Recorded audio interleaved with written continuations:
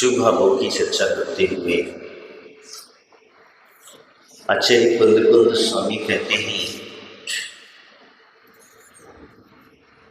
12 अनुपेक्षाओं का चिंतन करना। 12 अनुपेक्षा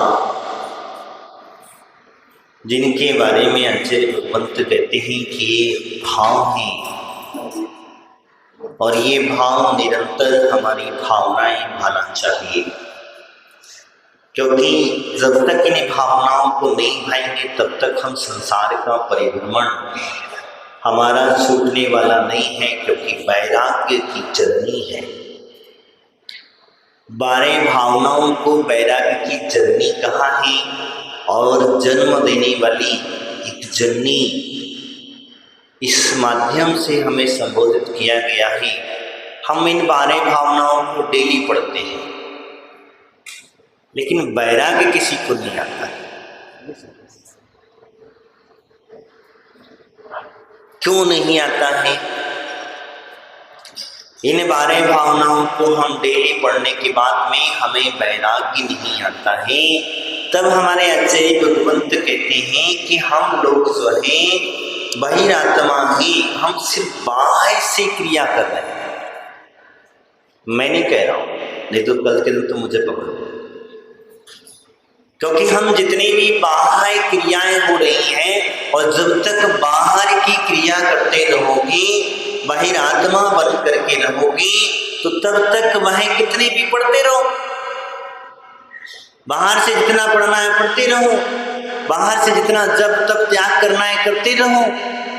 अंतःकरण की भावनाएं नहीं जागेंगी तब तक वैराग्य के भाव भी उत्पन्न नहीं होंगे, और अंतःकरण की भावना नहीं जागेगी तब तक हमारा सुपरिणति नहीं होगी। ये बात ध्यान रखना। शरीर से भले ही आपको लग रहा होगा कि हम सुपरिणति कर रहे हैं, लेकिन वास्तविकता में आप क्या सुपरिणति में कितना ध्यान है ये आपको समझना होगा, क्योंकि सुपरिणति हमारे लिए बहिरात्मा को छुड़ाती है। हम सोचते इंद्रियों के सुख छोड़ देते हैं। तुमने खाना पीना छोड़ दिया, किसके लिए छोड़ा? खाना पीना छोड़ दिया, मान के चलिए आपने जब रात्रि भोजन का त्याग कर दिया, और जब रात्रि भोजन का त्याग कर दिया है तो इंद्रियों को कंट्रोल में करने, किसके लिए त्याग किया? बहिरेंद्रिय के लिए, अंतरेंद्रिय के लिए कंट्रोल नहीं किया। मन में इच्छा तो लगी है, कौन सी इच्छा लगी है? अब क्या करें महाराज, रात्रि भोजन का त्याग है तो दूध चलेगा क्या? ड्राई फ्रूट चलेंगे क्या? अरे चलो रात्रि भोजन का ही तो त्याग है, फल खा लो। रात्रि भोजन का ही तो त्याग है, दूध पी लो। फल रात्रि भोजन का ही तो त्याग है, मेवा मिष्ठान आदि खा लो, इससे तुम्हारा काम चल जाएगा। मुझे बताओ रात्रि भोजन के त्याग में मेवा मिष्ठान आदि चलेगा क्या? हाँ चलेगा क्या? नहीं चलेगा।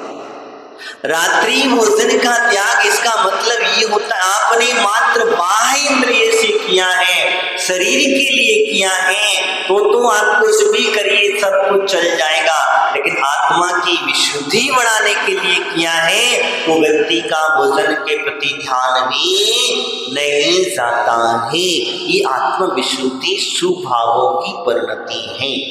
ये 12 भावनाएं हमें वही संबोधित करती हैं कि वास्तविकता में आपको बाहर आत्मा से अंतरात्मा बनना है, और बहिरात्मा बन करके कुछ भी प्राप्त होने वाला नहीं है। शरीर को आपने कितना भी तपाया, लेकिन तप करके शरीर सूख भी गया, लेकिन अंदर से अगर लालसा बनी रही, इच्छा बनी रही कि मुझे इसके बदले में ये मिल जाए, मैं इसीलिए तप कर रहा हूँ कि मेरे इसके बदले में मेरा घर दुकान आदि अच्छी चलने लग जाए, मैं इसलिए जप कर रहा हूँ कि मेरा शरीर का स्वास्थ्य अच्छा रहे, मैं इसीलिए पूजा पाठ कर रहा हूँ कि लोग मुझे धर्मात्मा कहे।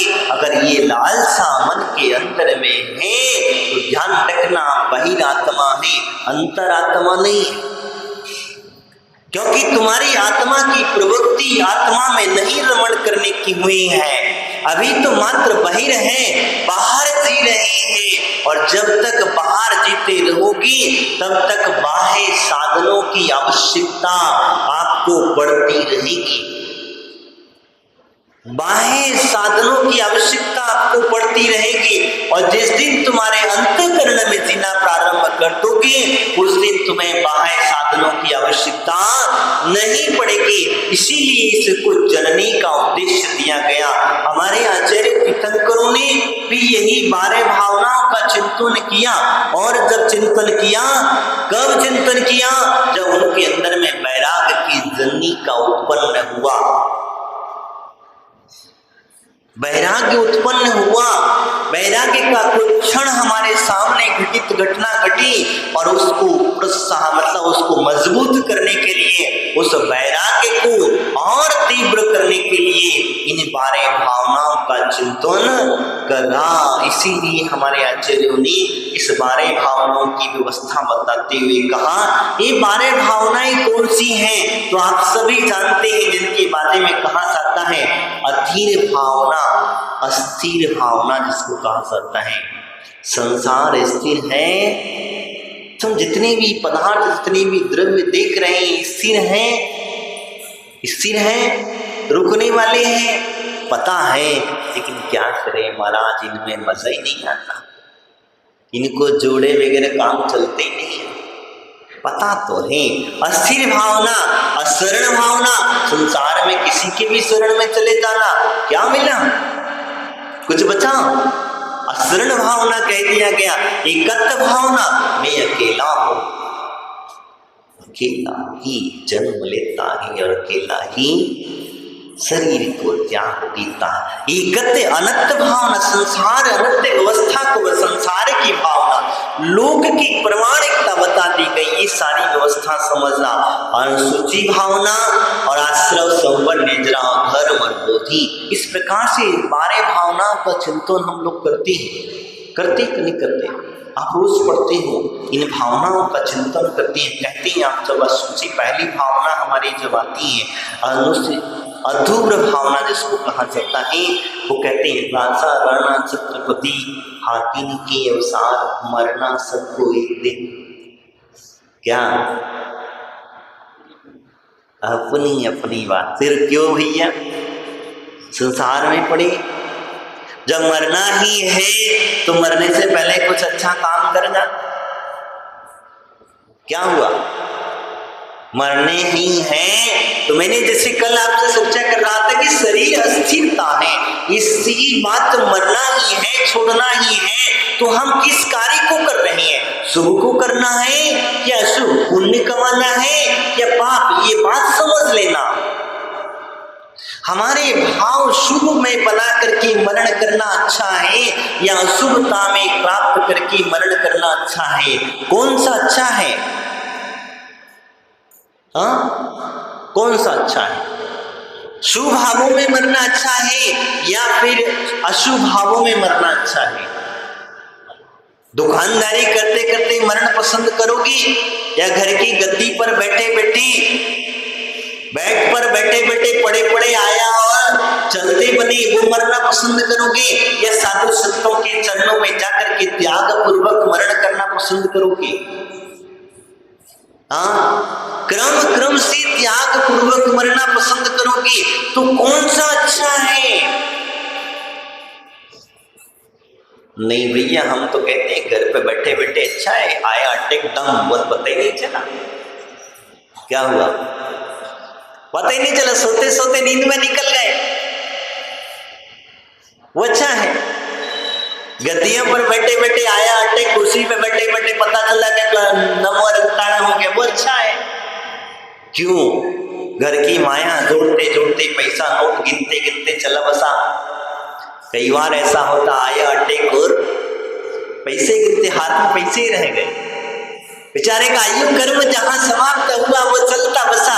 कि वास्तविकता में यही कहते हैं। तो मरण कौन सा अच्छा है? तब हमारे आचार्य भगवंत कहते हैं कि बाल बाल मरण से, बार बार मरने से अच्छा है एक बार मरण करो और ऐसा मरण करो कि अपना जन्म भी सार्थक हो जाए।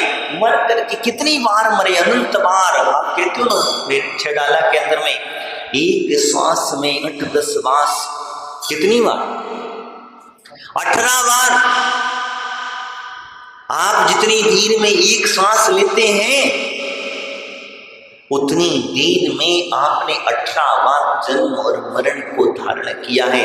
तब भी अभी चिंता नहीं हुई, तब भी कोई विकल्प नहीं आया, तब भी ये सोचा नहीं कि मैं मेरा जन्म और मरण सुधार लूं, मेरा मरण सुधार लो, क्योंकि मैंने अगर मरण सुधर गया तो हमारे आचार्य भगवंत कहते हैं जन्म अपने आप सुधर जाएगा।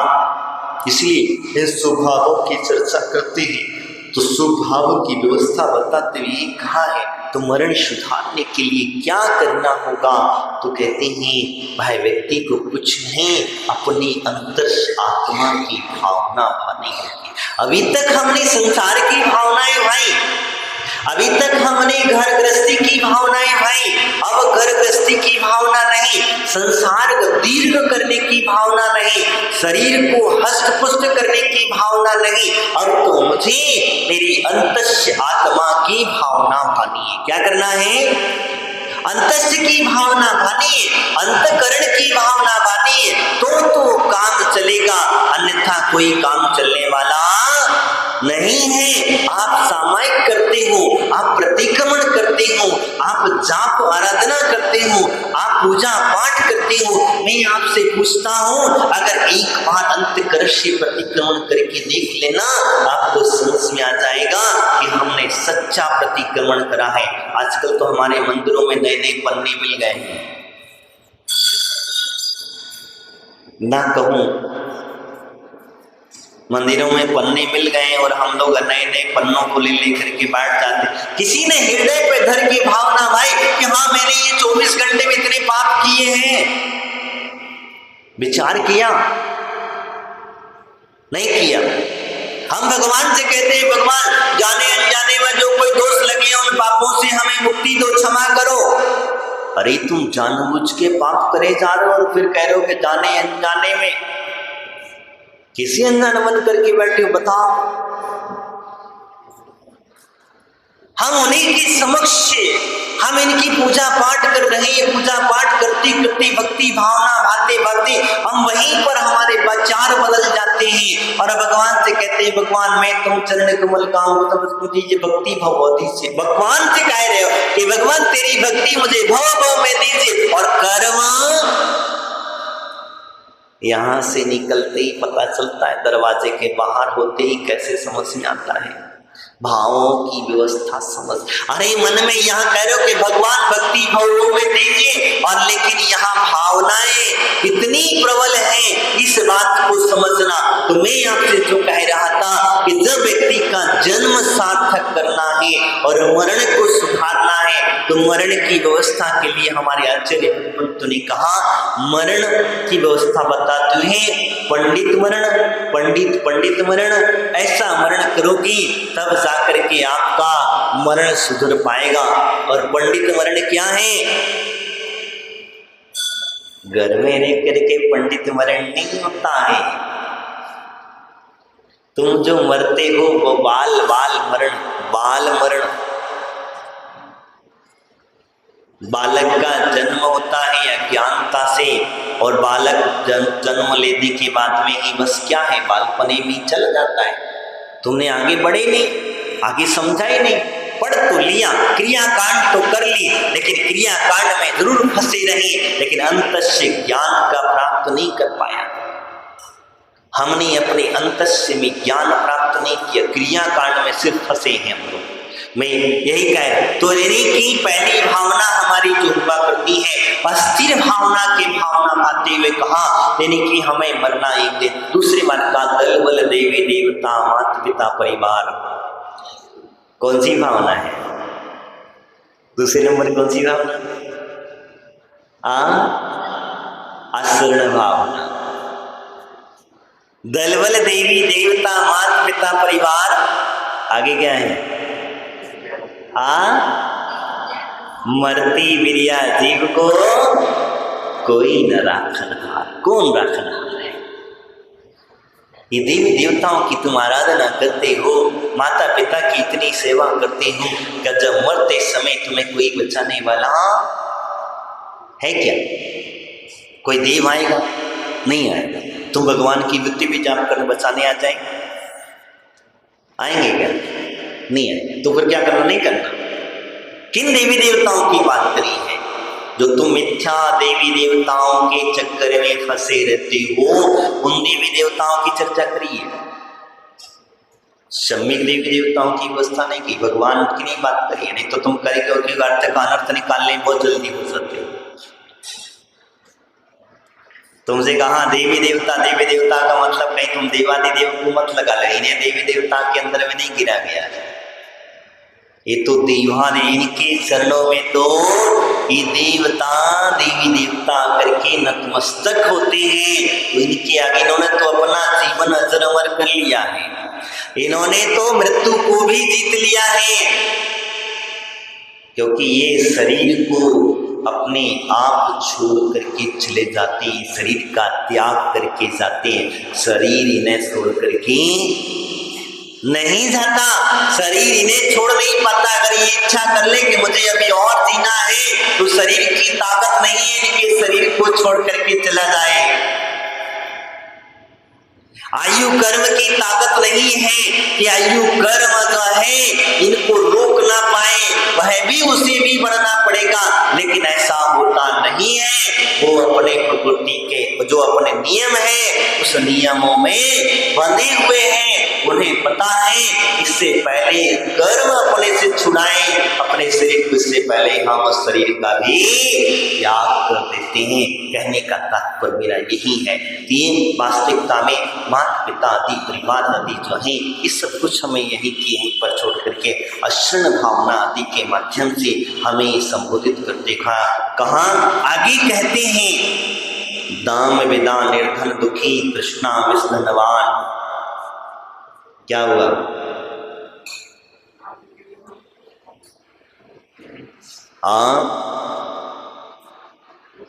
कहां चले गए?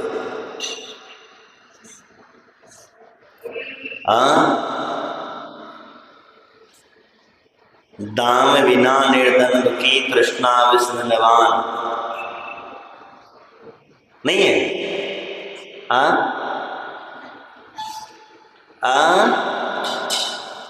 क्या हुआ?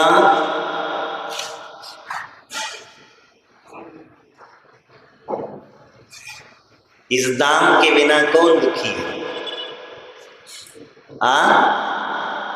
दाम के लिए कौन दुखी है? निर्धन दुखी है और धनवान तृष्णावश धनवान। आप बताओ है कि नहीं?